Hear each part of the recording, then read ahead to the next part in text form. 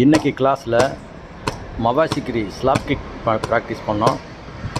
கிக்கை ஸ்பீடாக பண்ணால் ஈஸியாக இல்லை ஸ்லோவாக பண்ணுறது ஈஸியாக அப்படின்னு ஸ்பீடாக பண்ணோம்.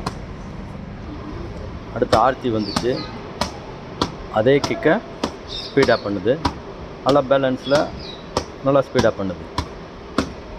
Good fighter. அடுத்து மெர்வின் வந்தான். மெர்வின் ஸ்பீடாக பண்ணுறதுக்கு ட்ரை பண்ணுறான்.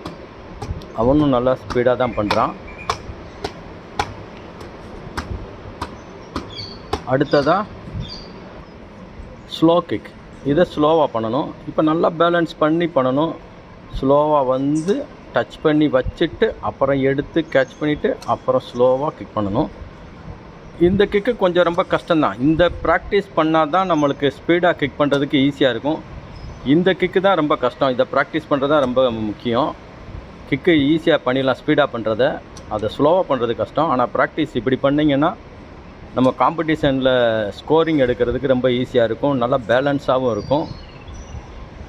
அடுத்ததாக ஆர்த்தி வந்துச்சு, ட்ரை பண்ணுது, நல்லா பாருங்கள்.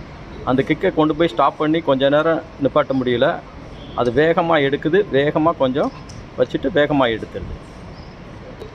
அடுத்து மெர்வின் வந்தான். மெர்வின் பேலன்ஸ் கிடைக்கல, மறுபடியும் ட்ரை பண்ணுறான்.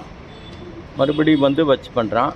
அவனுக்கும் பார்த்திங்கன்னா அந்த லெக்கோட வந்து லென்த்து நல்லா கரெக்டாக ஸ்ட்ரைட்டாக இல்லை. வச்சு எடுக்க ட்ரை பண்ணுறான், ஆனால் டக்குன்னு எடுத்துடுறான். அவனால் பேலன்ஸ் பண்ணி நிற்க முடியல. இப்போ பேலன்ஸ் பண்ணி பண்ணணும் அப்படின்னா நம்ம ஸ்லோ கிக்கை தான் ட்ரை பண்ணணும். அதை நல்லா ப்ரெஸ் பண்ணி நிப்பாட்டணும். லெக்கை ஸ்ட்ரைட்டாக வச்சு நிப்பாட்டினா கிக்கு நல்லா வரும்.